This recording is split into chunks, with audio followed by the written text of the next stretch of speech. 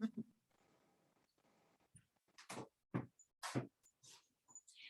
everybody, welcome to Hollywood Kitchen. I am joined in my 1920s kitchen by my close friend and collaborator, Mary Stanford. Hello! Very close, because it's a little cozy in here. Very cozy.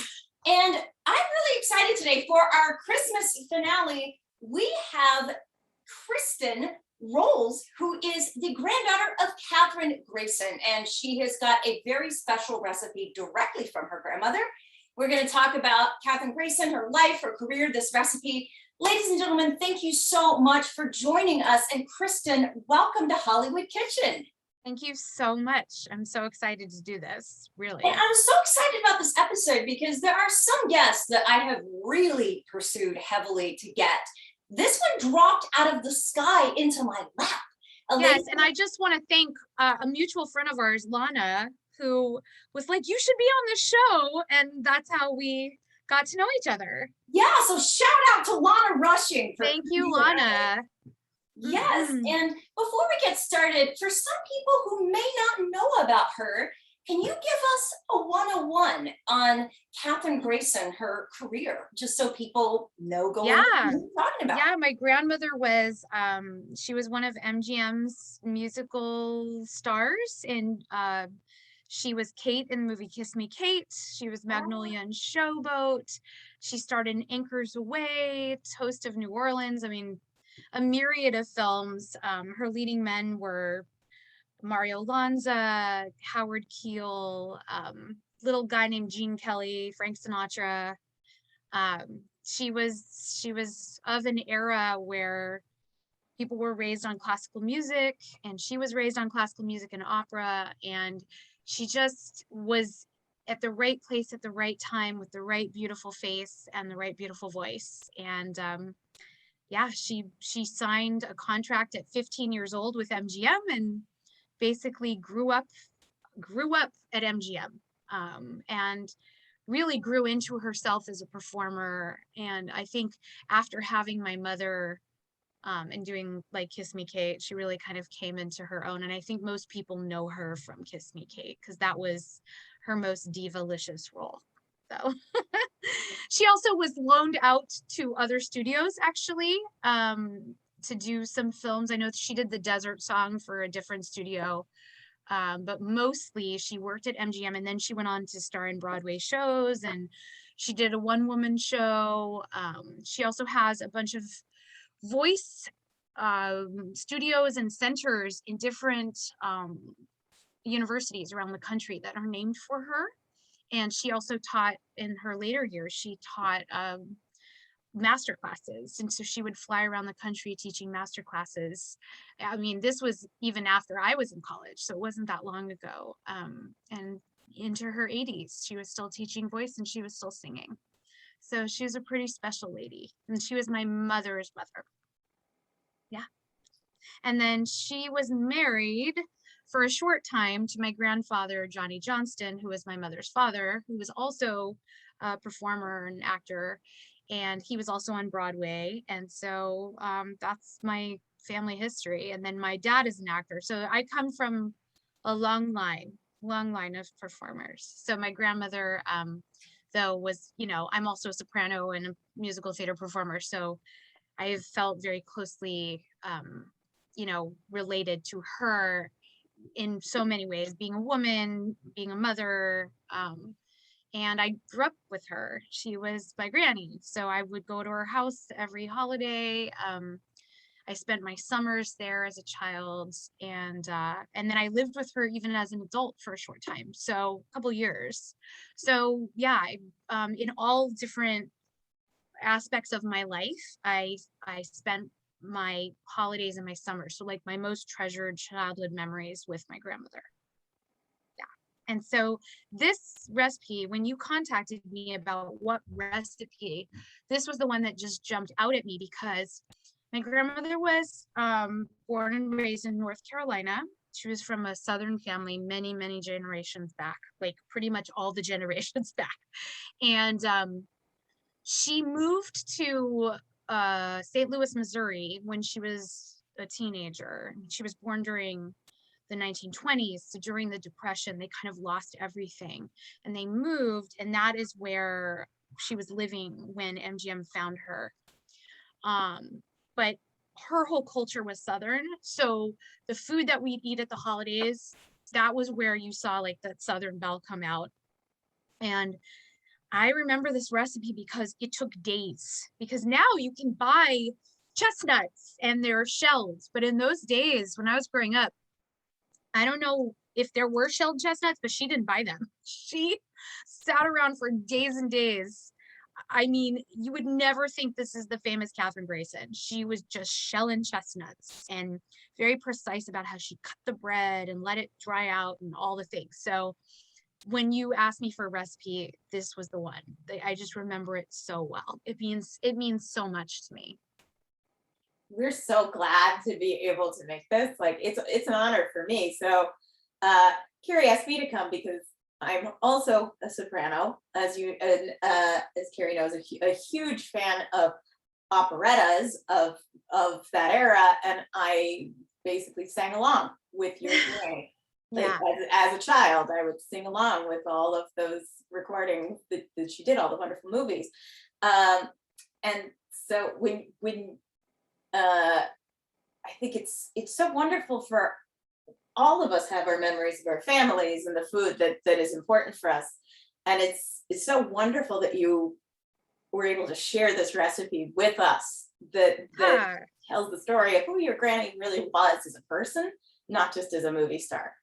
Yeah, and I think it's also neat because we live in LA where everything's gluten-free and fat-free and blah, blah, you know, and this is really from 100 years ago. She was born almost 100 years ago. Her 100th birthday will be this coming February. And, you know, people don't eat like this necessarily anymore. And, you know, she was born 60 years past the Civil War, but there was still a lot of poverty in the South and a lot of like, you kind of make do with what you have. And in why this represents her to me, if you must know, is that even though she was a movie star and she's big, beautiful house and all of this, she was a down home person. You never heard like stories about my grandmother being, you know, torrid or awful to work with or any of that. She was always, everyone that ever I met and they knew she was my grandmother would be like, she was so gracious. She was so kind. She was so lovely. And I think that came from having nothing and this humble beginning of her life and generations of humble that, you know, led her to continue being gracious and humble throughout her life, no matter how much success she had had. I was not raised spoiled.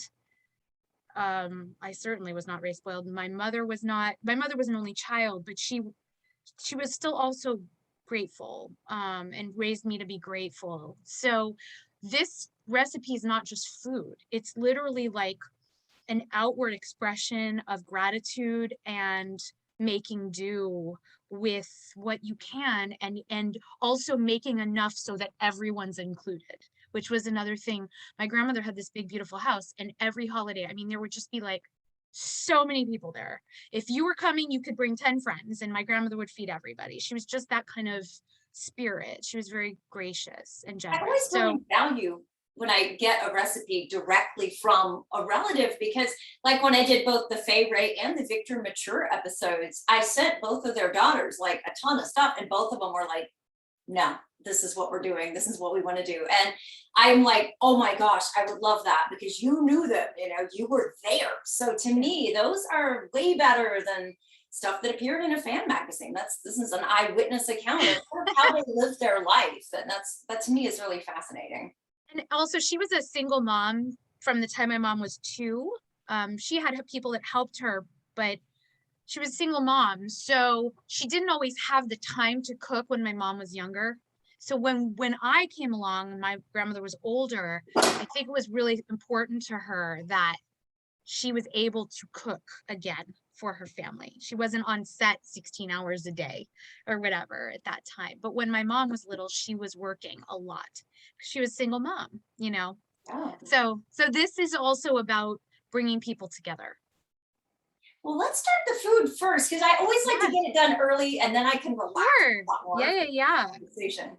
Okay, so this is a Southern sausage chestnut dressing. I'm gonna leave out the sausage and make a vegetarian version. I hope Kathryn will be okay with that. She would be fine with that. Okay, so since we're not using the sausage, do we need to put olive oil in the pan in order to saute the celery, carrots? Okay, how much should we do? Just a little glug. Yeah, probably like a tablespoon or so, tablespoon and a half. That's good. Okay. That's Okay. All right. So what we'll need to make this is we need 1 medium yellow onion. You gotta heat your pan first. I'm working on it. Pan first. It's always tricky. I've got like a zillion things in my brain want to do. Okay, we're gonna heat our pan. Let that get a little bit. Okay. I've got this covered right up until we need it, just for the sake of. Right. So you don't sit here. Right. Hi. I mean, I know it's gonna be an emotional episode, and get a little mincy. Not yet. Not yet. We've got the medium onion diced, which is sealed, vacuum sealed in here. We've got a carrot peeled and diced. We have 2 stalks of celery. I did all the dicing off camera, so you don't have to watch me. So dice. dicey. So smart. Okay, I'm dicey. Oh, I don't have my light went out. Shoot. Oh no. This is how you know it's live, even though we're recording. Yes, this Everybody light has at been home. very troubled for a while. Okay. It's funny, even though you said that, I can still see you both fine. Oh, good. I could not find sage leaves in spite of going to like 3 stores, so I found ground sage. Well, that makes sense because we just had Thanksgiving and everybody had sage. It just takes a minute. See the light? The light, what is it? Now the light. Okay, the plug is very old. Okay, 5 cups of cubed day-old bread. The day-old bread. I'm not doing an entire pound of chestnuts, but I'm doing what I could find of chestnuts. Yeah. And these are kind of big. These are like the size of a quarter. Like, do I need to cut these way down? Yeah, I would at least like quarter them. Okay. I will chop. Let me get you a knife and a thing while you can. Because chestnuts are pretty, they're almost like a meat.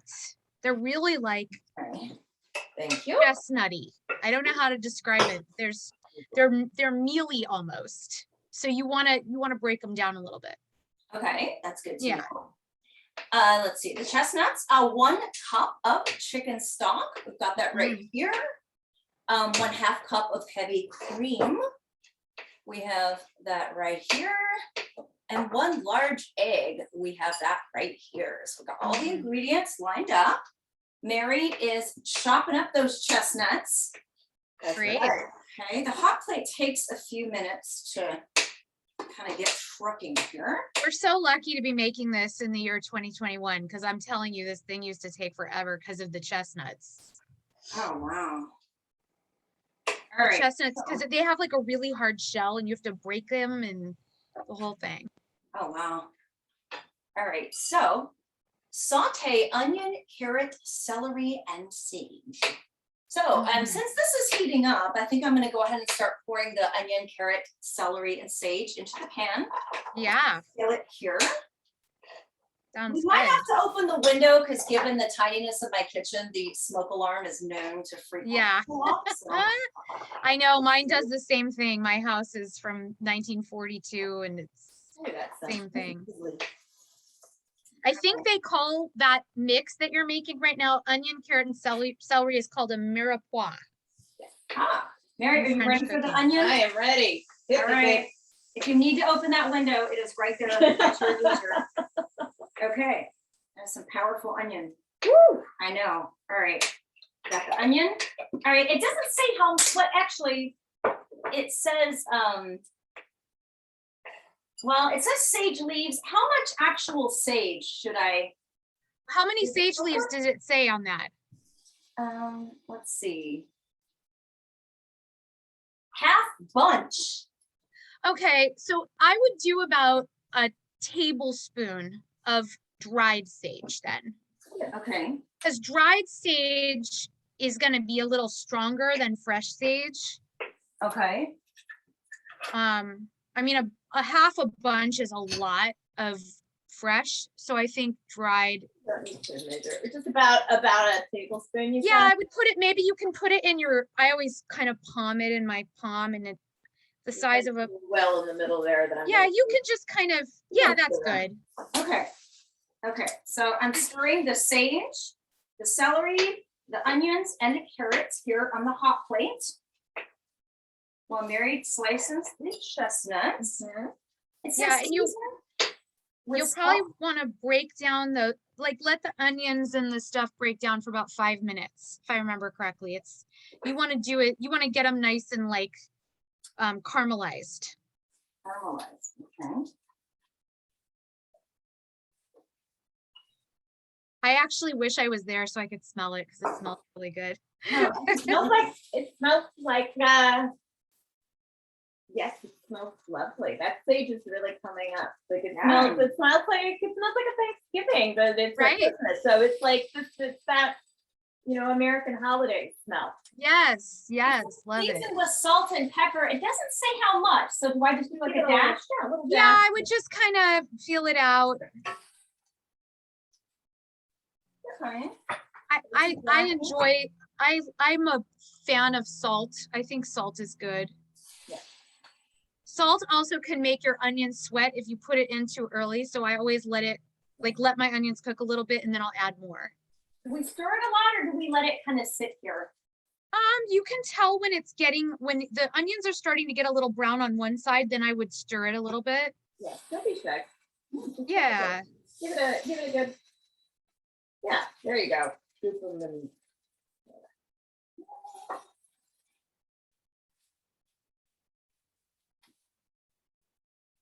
I'm jealous of you guys smelling that right now, just FYI. Maybe we'll have to redo this episode when we can and just do this all over again. In person. Maybe you guys can come, we can do it here in my little kitchen. Oh, that would be so fun. Well, Which was a house this house that I live in is the house that my grandmother's parents lived in. Oh, in the wow. 40s. That's so Yeah. nice. Mm-hmm. So it's a family home. A lot of like my grandmother's brother had 8 children, and this is a 2-bedroom house, and they lived here. Wow. Yeah, at one point. So it's been in my family for 80 years now. So it's pretty cool. It's lovely that you have that not like that continuous relationship with your grandmother, with your family, Yeah. with that heritage. I think that's so beautiful that you're able to have that, because so many of us don't. We don't really know where we came from in that visceral way. Yeah, so on my mom's side, I do. On my dad's side, my dad was born in New York, but his whole family was Eastern European Jews. So on that side, I don't know my family, and I don't even know how many of them are around anymore. So it is nice that I'm connected on my mom's side. Mm-hmm. So I think it's looking nice and brown here. So what's the next step? Okay. All right, it's looking nice and brown. It looked great from here. Woo! Love it. Okay, let's see. All right. Add bread, cubes, chestnuts, stir. I think we should put it in this though for the skillet. Yes. Because if I try to stir all those bread cubes on the skillet, it's gonna go flying everywhere. 100%. Put it in your bowl. Put in like half of them, and then add this stuff, mix it, and then add the rest. Okay. Okay. So all this, Mary? Isn't that what it calls for? Yep. Yeah. Okay, hang on. All right, put half the bread cubes in. Now I'm putting the saute mix in here. Yeah. Now give that a good stir around. Okay. Get it well incorporated. All right, it is getting incorporated. Throw in the rest. Throw in the rest of the bread cubes. Okay, now it says mix together the chicken stock, cream, and egg. When do we? You could use that bowl that you just had too. Okay. Or you could pour that little measuring cup where you have the chicken stock. Okay, so I can put it all in. When do we put in the chestnuts? Okay, hang on. Let's see. All right. Season is We're supposed to add the chestnuts. We're supposed to add the chestnuts now. Okay. A lot of moving parts to stuff. I'm used to pretty simple recipes here, so it's a little all right, Okay. So we added the chestnuts. So we've got our saute, our bread cubes, and our chestnuts. Awesome. So Okay. then we are supposed to mix together chicken stock, cream, and the egg. So why don't we should do it in a separate bowl. So we could just use this bowl that the breadcrumbs came out of. Okay. So here we go. Let me go grab you a whisk. Whisk would be Stuff lovely. together. Thank you. All right, so I'm gonna stir the egg.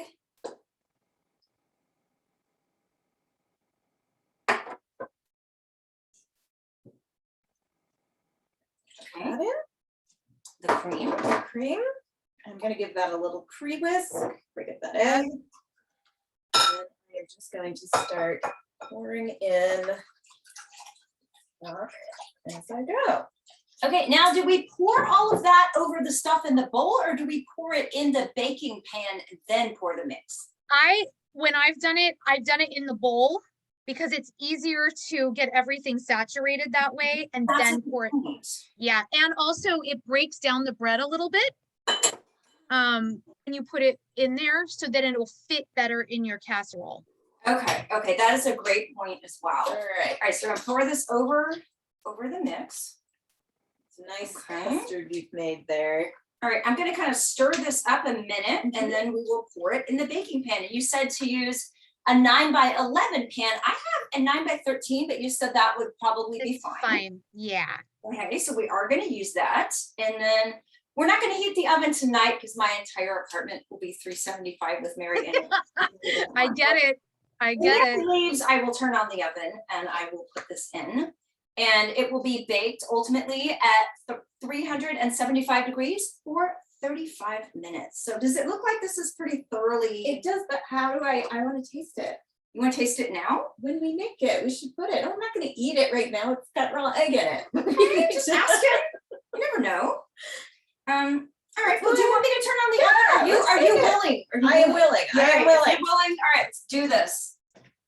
I want to know what this is like, and I'm sure that the people at home want to know what this is. That's gonna right, look like. okay. All right. So we have my 9x13 pan right here. Mm-hmm. Okay, so now we've got our stuffing mix. If anyone wants to see, this is kind of how it's looking. Oh, shoot, this, sorry. Reminiscent of, Didn't realize this was a comedy episode, did you? little reminiscent of my Stooge episode here. Trying to work in small spaces. Okay, let's see. And then you just want to kind of spread it out. Yeah, just spread it out on there. Mhm. One little thing that I do that's not in those instructions is I'll pour a little bit of olive oil over the top before I put it in the oven, Does which that kind of gives it a brown little golden crust on the top. Do you Yeah. want to do that part? Because I tend to be a little heavy-handed with olive oil. Do you Yes. want to pour that over there? I'm And gonna most clean you up don't while have- Mary's. You don't have olive oil spray, right? Because that would I do be not. I ideal. should, but that'll Okay. that'll happen eventually, I hope. I'm just going to. Okay.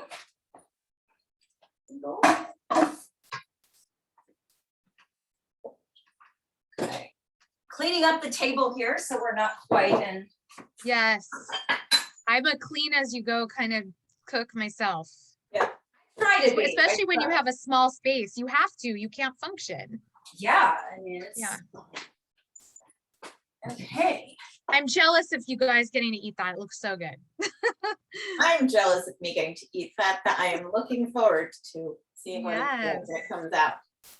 So we said 35 minutes. Do you find that that's about right? About right. I mean, every oven is different. You'll be able to tell because it'll have like a nice brown kind of crust on the top. The corners should be kind of crispy. Because if the corners are crispy, that means the inside is like perfect, you know? Okay. Well, I've got to wait for my oven to preheat. So while the oven's preheating, let's go ahead and get into our deep dive about Kathryn. Yeah. One thing I always like to ask family members is, when did you realize your grandmother was a movie star and a singer and a major performer? You know, it kind of came in waves. I mean, I always knew that my grandmother was a performer. I mean, I remember as a child, my grandmother was going to be on the Academy Awards. They were doing this whole like dedication to all the MGM actresses, and we went dress shopping, and my mom was like, yeah, my mom's going to be on the Academy Awards, and talking to the people in the dress shop, and they were fawning over her. but it was always my reality. So it wasn't like, really? My grandmother's an actress. It was just always my reality. Plus my dad was an actor. So I grew up on sets, and I performed as a child and did commercials and stuff. So I was just always, it was just kind of my reality, if that makes any sense. But I remember being at AMDA when I was training in New York, and we had a classic musical film class, and there was a whole section on my grandmother, which was very weird.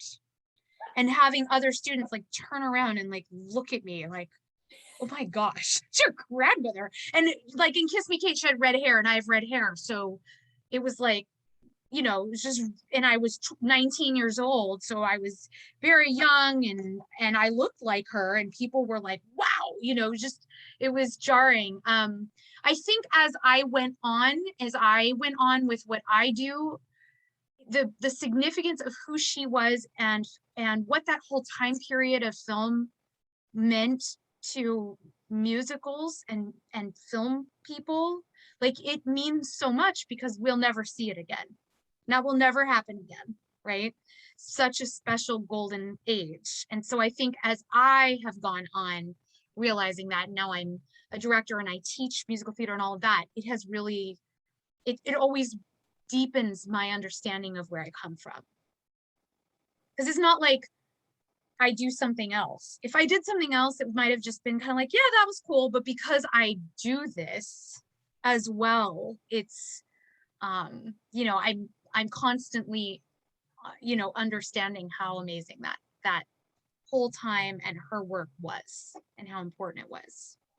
So Kristin, what are some of the lessons that you learned from your grandmother as a performer or as a professional in theater that you carry with you in your work? Being gracious, being kind. She was a very like worker bee kind of a person, like keep your nose down, do your work. She was not a diva. She was not I deserve this color M&Ms in my bowl in my dressing room, you know. It was a different time too. She was also a woman in a very misogynistic industry. So there were some things that she taught me that are not necessarily privy to now, right? You know, you're a woman, so shut up, don't have an opinion. She didn't ever really say those words, but it was implied that like, you know, men are kind of control everything. And when she was growing up and when she was coming up in the business, that was exactly true. Mm-hmm. You know, it's a different time now. Women are producers, women are directors. So, and she taught later on, so I'm sure that she also changed a bit in her thinking. But I do remember her saying, you know, just like always be easy to work with, you know your stuff backwards and forwards, be a professional, be someone that people want to hire over and over again. So those are life lessons, and now I'm teaching my students that, you know, I think it's really important, and it's something that's gotten lost in this time of, you know, influencers being stars rather than people who like trained and did the work to get rewarded with a job. You know, it was a different time where it was like there were lots of talented and beautiful women all around you. What's going to make you be the one that they want to keep working with? And so I have that old school mentality that just work freaking hard, do your work, know that you're fortunate, not like, oh my gosh, I don't deserve this. There's a difference between being like ridiculous and then knowing that you are fortunate that other people, anybody else could take your job, and that you're the one that got the job. So do it well and be a professional. You think that's like common knowledge, like, of course, be a professional. It's not common knowledge. So, and my father's an actor too, so I learned it from on both sides. Yeah. So, And your grandmother was so young when she signed with MGM. Mary, you were talking about how she had in her contract about the vocal coach. Talk about that for a minute. Oh yeah. Yeah, that she if I recall right, when she signed with MGM, she said that she wanted to bring her vocal coach with her rather Yes. than just using one at the studio, which seems very bold to me. And it's amazing that they went for that. So I don't know Yeah, if you I can talk think more about that relationship that she had there. Or... Yeah, so I never met Teach. The coach's name was Teach. I never met that teacher, but I heard my whole life about Teach.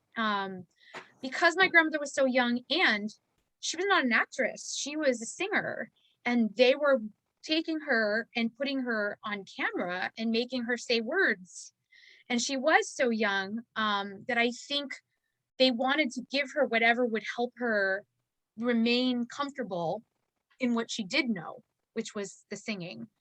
You know, she had all these like acting classes and poise classes and all these things that they did in those days for the young actresses. And she was a natural. She was really lovely. It's when they started like trying to turn her into something else that she started to feel uncomfortable, or when they kind of made her go outside of her element. But when she was just being like girl next door cute and she got to have a sense of humor, she was great. And she felt comfortable. But I think having her teacher with her helped her get there. Mm-hmm. Do you think that also protected her from some of the men at the studio?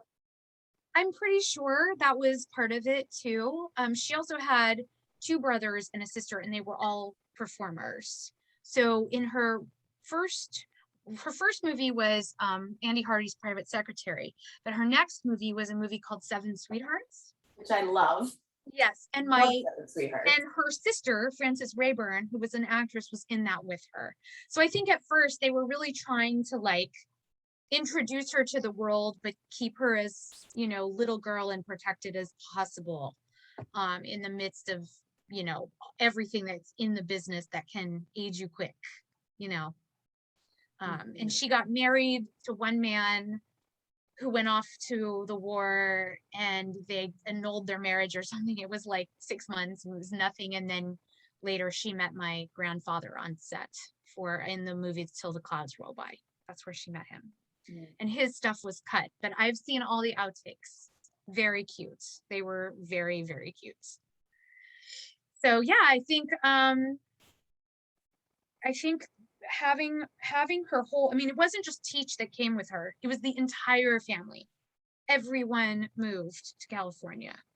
And she financially supported everyone because she was the one under contract.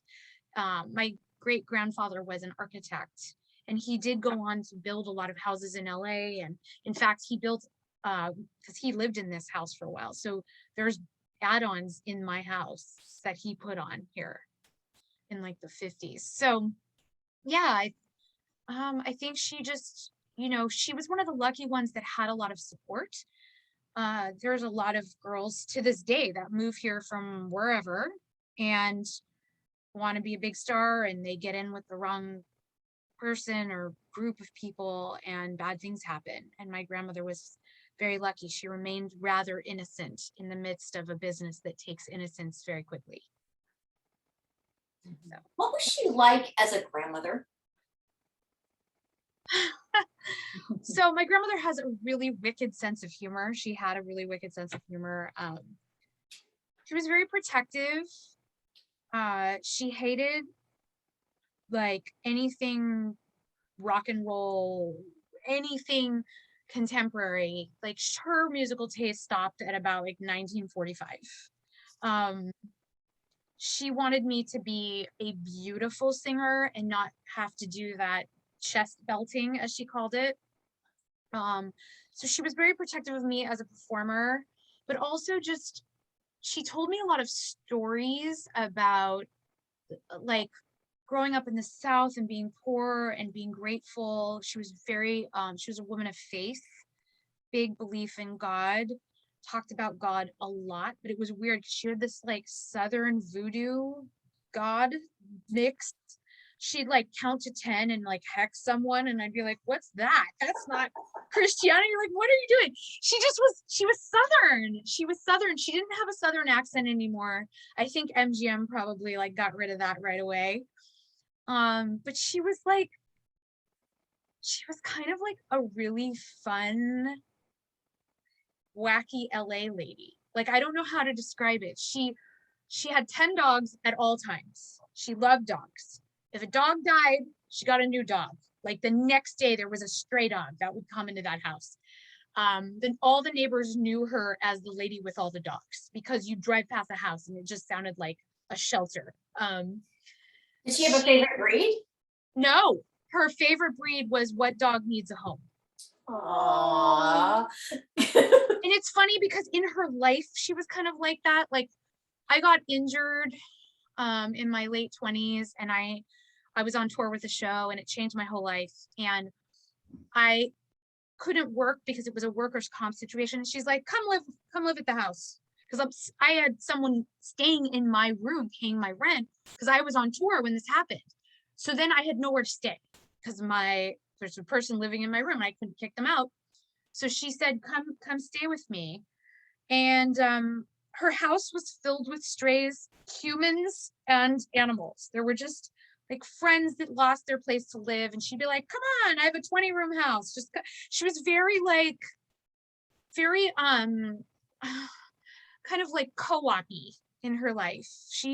Friends became family, and were always included. I had cousins, second cousins, third cousins that were just considered part of like the everyday mix, because she was just I think that's a very Southern thing too, is to like, my door's always open. And I remember when I moved there after my back injury and my whole life changed because of it. And I walked in and she goes, welcome to La Mesa. She lived on La Mesa Drive.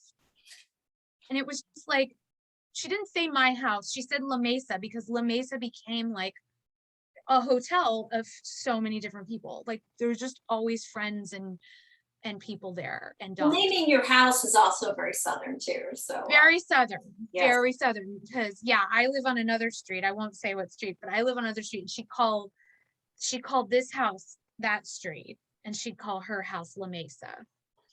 So yeah. She was funny. She had like serious wit. And she liked to gossip with her friends until like 3 a.m. She would be on the phone with Ann Miller or Zsa Zsa Gabor. When I was a kid, I would go over and stay at Granny's house, during the summer for the weekend or whatever. And she would be on the phone with Zsa Zsa. And I was just like, my grandmother's on the phone with Zsa Zsa. Just again. It's just Tuesday and there she is with Zsa. It's just, that was my life. That was my life growing up. It's very weird. I love the story about her refusing to kiss Frank Sinatra in a movie because he was too skinny and she was afraid he had tuberculosis. That is very true. She did tell me that story. And I was like, skinny, because growing up, I only knew like fat Frank. I didn't know skinny Frank until I started. Chairman of the board, Frank, the Rat Pack Frank. Yeah. I knew fat Frank. And so I was like, oh, then I see him in, on the Town and all those older movies. And I was like, oh yeah, he was really skinny. He was like whippet thin. Like yeah, he was so thin. Yeah. And so she thought he was sick. And she told me that, but then she told me he was also real sweet to her. She loved her leading men. They all loved her, all of them. Mm-hmm. But she was never involved with any of them except my grandfather. That she told me. They were always, these were leading men in the 1940s. Come on, they were all like flirts and had a million wives and whatever. My grandfather had 6 wives. She was number 2. Out of the 6. So, the men were different in those days. Not like they're all that different now, but she didn't fall for all that stuff. She was pretty protective. And especially when my mom came along. She didn't want my mom growing up where there were like men being paraded in and out all the time. She didn't want that influence on my mom. So she never remarried after my grandfather. I think he did a number on her too. He liked the ladies. So yeah, but he was no different than most of them. A lot of classic Hollywood stars were married anywhere from 3 to 8, 10 times. I know. It was kind of not unusual back then. So it kind of seems unusual that a star at their peak would be twice divorced and then just never remarry them. Seems Yeah, so different. I think she also saw it that women don't remarry. Men can remarry a million times.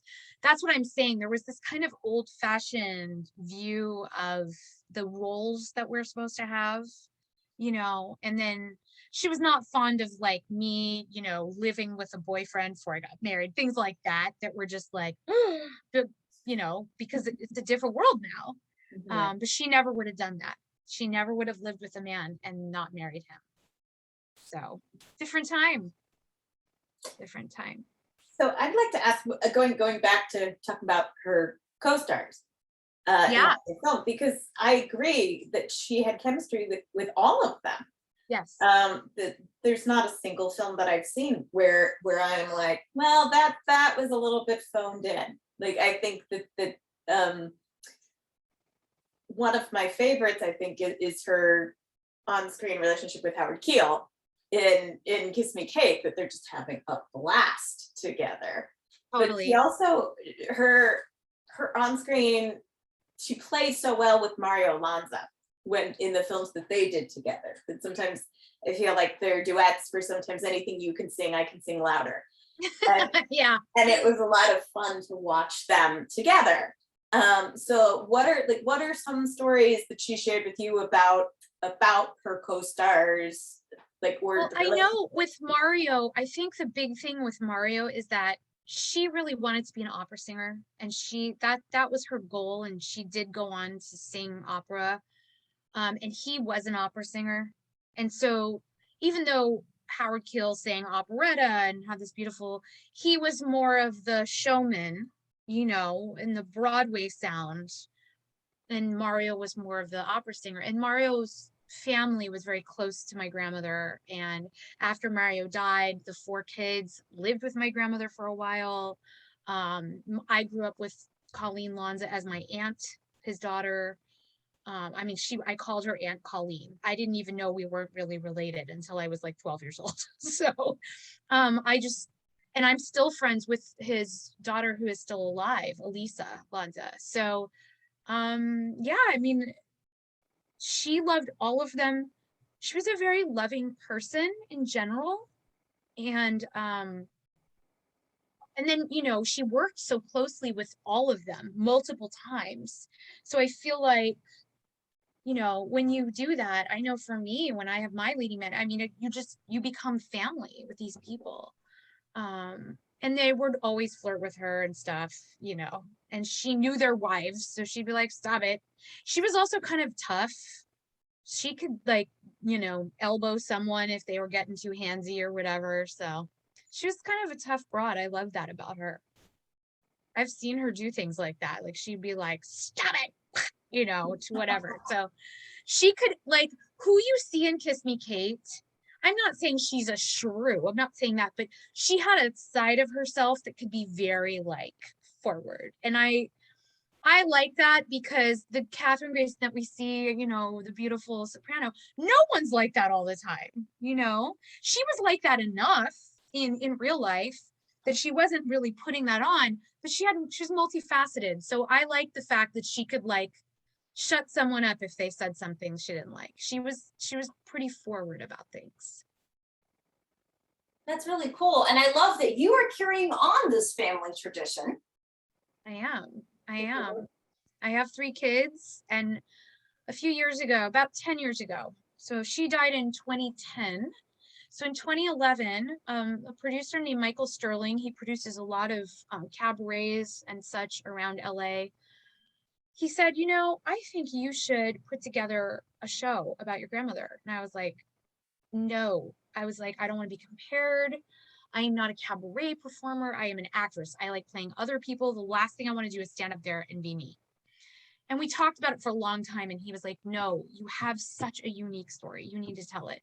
So I did. I created this cabaret, and it's called A Lovely Lineage. And I've done it all over the country. And it was just made into a web series through New Musicals Institute. And it hasn't come out yet because there's still some things we need to reshoot. But it's really neat, because I didn't think that I had such a unique story to tell. But like, how could I not be unique? Most people that do what I do don't come from this line of people that do it. And so for me, figuring that out, like somebody having to go, hello, you're from Hollywood royalty. You need to like use that story and let it carry you. And I was like, oh, I just thought it was like something I shouldn't even talk about, you know? And what's been really neat is I've done it all over. I especially do it in places like Palm Springs, where there's a lot of retirees and people that grew up on her music, and they're like around the same age as my parents. And what's been neat about it is people come because they recognize the name Kathryn Grayson and they love that music, but then they also are like, what a neat story that you have carried on, and that you now have children of your own. And so, you know, it's basically made me who I am in pretty much every way. It's made not just as a performer, but just her gratitude for everything that she had, her knowing how lucky and fortunate she was, and that, you know, it could have gone another way, and it does for a lot of people, and she was a lucky one. She always instilled that in me. So every job I have, I feel so fortunate. Every accolade, I've been nominated and won a bunch of awards in the last few years, and I am always like, that's not something that just happens. I'm very fortunate. I'm fortunate I get to do this and be recognized for what I do. So all of it has played into, and now I am now teaching these 3 teenagers of mine. You are so fortunate. Like, we don't have a big house and we don't have nice cars, and I'm like, you are so fortunate. You know, I try to like, I think that attitude of gratitude has helped me to become a good parent in that way too. We're fortunate that you're here sharing Thank these you. stories with us. Thank you. Yes. I wish you guys could have known her. She was a really neat lady. You know, I know we look at those images and the beautiful makeup and the gorgeous black and white photography and all that stuff, and that is a part of who she was, but who she was to me was just like this really cool and funny lady who had 10 dogs always. If I had the house, I would also have 10 dogs. Yeah, me I have too. the space, believe me. You really would. She's not kidding. I love animals so much. Like, it Me kind of too. kills me. I can't have one in my place right now. Oh, that's hard. Yeah. Oh, Yeah. let's see. We still got 17 minutes on the stuffing. Maybe go just take Let me peek at go take a it. peek at it. You You guys guys- put sausage in it, so it might. That's right. Well, You that's guys keep true, talking. too. I'm gonna check the Talk stuffing. amongst yourselves. That's Well, right. what's your favorite movie of my grandmother's? Oh, that's hard actually, because I find something to love about so many of the films that she did. But I think Kiss Me Kate, I love, even though as a theater person, I'm like, it's only like 50% of like what the original show was. Yeah, of there was course. so much they had to take out because of the Hays Code. But what I love about that movie is just the genuine fun that every single person in that cast is having. So much fun. Including her. And I think she is having more fun than anybody else with the role that she gets to play. Like, Well, especially because look at all the roles she had to play up to that. She was goody two shoes. I don't know what's going on, girl. And at first she was that, but like she was still playing that past being married twice and having a baby, you know? So I think she got to really be a grown up in that movie with some like smoke and fire, you know? And who doesn't want to play that? Yeah. Well, there's even some moments I think with the changes. Like there's a couple moments where she kind of winks at the audience. Oh yeah. Like you Yeah. know what the original lyric was here. We all Right? know what the original lyric was. Like and it's fun. And yeah. But Well, and the fact that they shot it in 3D too. I Right? saw it in 3D actually. So in- did I. Where did you see it in In 3D? 2003, I think 2003 or 4, there was a month-long festival of 3D at the Egyptian Theater, and it was. We were there. We came. My grandmother and I came to that. I When was they there. showed Kiss Me Kate, we were there. My grandmother was there, and actually Tommy Rawl was there. they honored him. I don't know if they only played it one night. Yeah, But they only we- did. Yeah, we were there. So we were there together at the same time. Our I paths remember. crossed in like what, 2004? Oh my gosh. Yeah, and my Wow. my oldest child, Ryan, was born in 2004. So I was like so very pregnant when I went to see that. I remember. That's so cool. And I know it wasn't after because I didn't do anything for like 5 years after my first child was born because I was pregnant and nursing for 5 years because I had 3 in a row. So I didn't go anywhere. So I know it was before Ryan was born. Oh my gosh. That's so funny. So funny. I just love seeing movies on the big screen because I always feel like, I mean, seeing them on TCM is great. Seeing them on streaming, I'm very grateful for all those things. But whenever I can see stuff on a giant screen, especially in a historic theater, that is just heaven. Well, and in 3D. Yeah, It in was so 3D. fun to be able to see it because I knew it was shot in 3D, but I had never seen it that way. You know, I mean, it was so silly and kitschy, and she throws the thing and it comes flying. But it was so fun to watch. You know, They were just having a blast with the medium of 3D, I think, Mhm. in a lot of those movies. It was so Oh, much yeah. fun to see them that but I way. don't know that many musicals were made in 3D. They did a lot of like Creature from the Black Lagoon type things, you know, where there was like stuff flying at you, but most musicals they didn't do that way. So I think that was really cool that she got to be in that. I would love to see it again. I would love for my kids now, who are all teens, to be able to see it again in 3D. I want to see it in 3D. I'm jealous. Come on, I whoever's know, I out wonder- there, whoever is programming for the theaters, do it. Bring it back. You've Yes, got the please. technology. You know, Make it happen. maybe the Academy will do it. Maybe, hopefully, when the American Cinematheque back at the Egyptian, I hold out eternal hope. Yes. What are they doing with the dome? Yeah, I drove by it the other day and it was boarded up with plywood still. I just don't understand how a landmark that beloved and that significant to Los Angeles is sitting there for this long with no one saving it. I don't get it. Well, I think it's going to require, unfortunately, it's going to be like one of the big companies and it's going to get eaten into that again, you know. It is such an amazing landmark. I mean, how many premieres over the last 100 years have been there? But it just takes somebody stepping up and doing it, you know. It would be so smart for like Netflix or one of the big companies that where they are now also a production company to have that as their premiere gala space, you know. It would be so cool. So hopefully, hey, Netflix, you listening? Amazon Anybody. Prime, Anybody any of Anybody them, who you know. wants to like preserve it and show, but not just show new stuff there. Like I saw Lawrence of Arabia Oh, shown yeah. there, and it was incredible. Like that's what it was meant to be shown on, is that Oh, yeah. massive screen.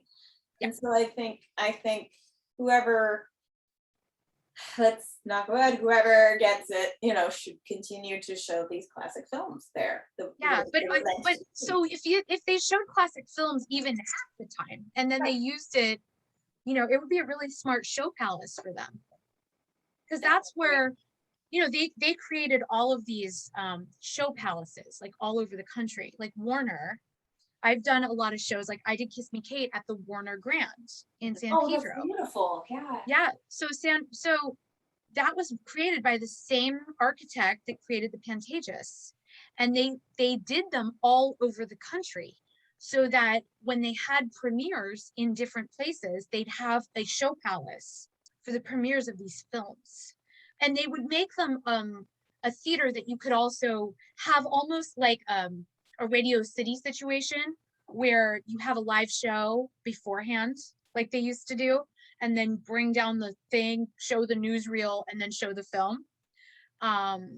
So what's so cool about these old show palaces, and I've done 7 national tours and I've been in a lot of them across the country, was that they made them legit houses. So even though they had big movie screens, they could move that screen or fly it up, and you've got enough space to bring the entire set for Wicked or whatever you need in.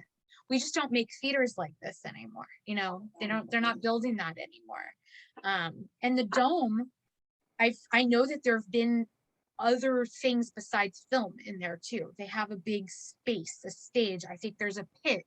So there's so much that could be done with that space, you know. Well, and anyone that does save it and steps up, they're going to be a hero, because Right?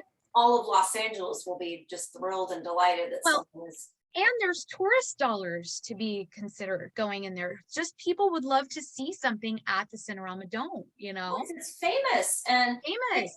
yeah, and I kind of worry about, people coming to Hollywood now and looking around and going, oh gee, they're going to be disappointed or sad or heartbroken, and it's just, I really hope our city can kind of step up and help salvage some of this stuff. Well, I think a lot of that has to do with what we value, right? And I think our value system has shifted a lot. And, it requires younger people too, being interested in classic film, being interested in the history of Hollywood. I've tried to instill this in my kids. Here are the classic movies. Here's Stephen Sondheim. Here's all these things that, if we don't pass that on, it's going to die for the next generation. And now, tech and all of that it's skewing so much younger. So the people that have those kind of bucks to save the Cinerama Dome, things like that, they're younger. And if their value system isn't save classic film or value classic film, we lose those kinds of things, So it's up to our generation to really focus that for the younger generation. And that's why I'm teaching. I'm like, here's really great music, please learn this. You ask them, tell me your favorite musical, Dear Evan Hansen, blah blah blah, which is fine. I'm not saying those aren't great shows, but they know nothing. They don't even know Rent is too old for these kids, and I'm like, they've never heard of Pirates of Penzance. They don't know Oklahoma. They don't know any of this stuff. Why? Because our whole culture shifted away from this as the norm. Mm-hmm. Really, it was like my parents grew up with what we think of as Broadway music. That was their pop music, right? So the stuff you heard in Rodgers and Hammerstein shows was the stuff you heard on the radio. We don't hear our Broadway shows on the radio now. They're nowhere near our radio. So, and it's it's divided people culturally. And so, and I'm not saying that there's anything wrong with pop music. What I'm saying is that when that's all and there's no value put on history or where music comes from, then things like this happen, where the Cinerama Dome sits empty and potentially doesn't reopen, Well, hopefully it won't sit empty for too long. I hope not. But I'm curious, hearing you talk about your favorite musicals. So I mentioned Kiss Me, Kate. I mentioned that I also love Seven Sweethearts, which I do. What's one or several of your favorite films of your grandmother? At my grandmother's, I love Lovely to Look At, which is the Grace Moore story. Mm-hmm. She sings Smoke Gets in Your Eyes, and it's That's absolutely on YouTube, by the way, if people want to see that little clip. And it it's is wonderful. gorgeous. I feel like I've said this before. I sing that in my show and I talk about this. I think it's the best acting of a song she did in any on film. She does nothing. She literally does nothing. She just sings it and looks out and is so gloriously beautiful. And they had the right filter, the beautiful red dress. I mean, she's just stunning. So I love that movie. And then she sings Shimmy Like My Sister Kate. And it's so funny because when I was growing up, we would talk about pop music. She'd be like, well, I sang Shimmy Like My Sister Kate. I'm like, Granny, that's not a pop song. She was so, to her, that was modern because Right. she was wearing fringe. So cute. So I love her in that movie, and I love her with the blonde hair. I think she looked gorgeous as a blonde. She's also a blonde as Lily Vanessa in Kiss Me Kate. I love Anchors Away, and I love her singing Jealousy. It's so wonderful. It's so wonderful. She just divas it up, but in a very, dare I say, restrained diva way. Yes. She has a little saunter And Yes. she's singing it. She knows she's good and she's owning it. But she's Yeah, and not, she does this little Yeah. turn that she does. And then another thing that I love from that movie is her screen test, where I think it's Voices of Spring, or I don't remember what she sings, but it's so good. And she does this little nose wrinkle. And I think she's so beautiful in that movie. And then there's a movie called Kissing Bandit, where she wears this like Spanish white. Oh my gosh, she's so beautiful. That was another one with Frank. And I think was it Ricardo Montalban that she was? Somebody, yes. I think I so. think you are Yeah. correct. She's It's so gorgeous. it's a fairly obscure one, but you're right. It's absolutely beautiful to look at. Yeah. Some of her movies were a little on like the sillier, lighter side, which is fine. But I really, those three are the ones that stick out to me the most. Here's what I do know. When she did Till the Clouds Roll By, it was after she had already played Magnolia in Showboat. And she was better, in my opinion, until the clouds rolled by. She was more grounded. Now, she wasn't having to age 40 years too. So I just played that role on stage a few years ago, and you go from 16 to in your 40s. It's a big jump for an actor. And I thought she did a beautiful job in the movie. But I found that in Till the Clouds Roll By, she was just a little more seasoned, grounded. And I loved it.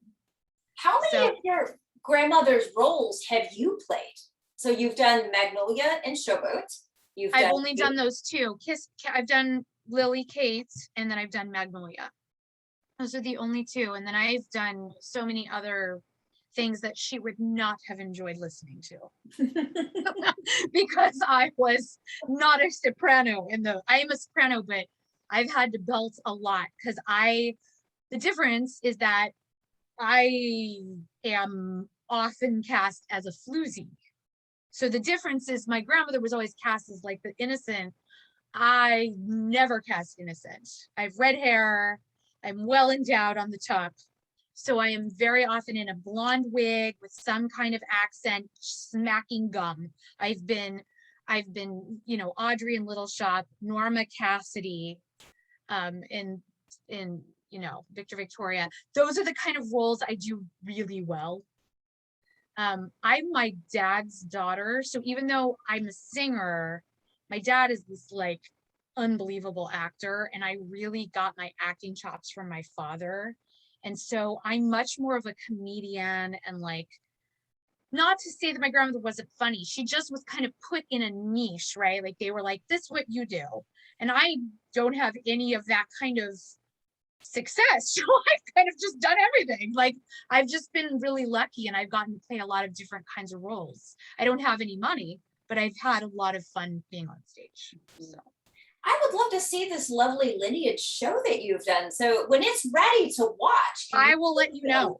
And I will definitely send you guys a link. And it's a really neat show because I talk about her upbringing and I sing a bunch of the stuff that she did, and I have clips from the movies, and it's really cool. And then I talk about her meeting my grandfather, and I show pictures of them meeting on the set of Till the Clouds Roll By. And I guess Louis B. Mayer was like, he saw my grandfather coming and cut his contract. Like he was literally cut from the film, cut from MGM, because they did not want my grandmother, getting married and like being with my grandfather. Plus, I think he probably had the reputation for being a ladies' man. And so then he went on and he like signed a contract with Columbia or something and recorded and was on Broadway in A Tree Grows in Brooklyn. And so anyway, they saw him coming. And so I have the clip of them singing together, which is so sweet. And then I talk about my mom being born of these two beautiful people and how she toured with my grandmother. My grandmother took over for Julie Andrews in Camelot on Broadway. And then she led the national tour for a year and a half. And that's one thing that's really cool is my grandmother kept in touch with her entire tour of Camelot, and they loved each other. That cast like got together year after year.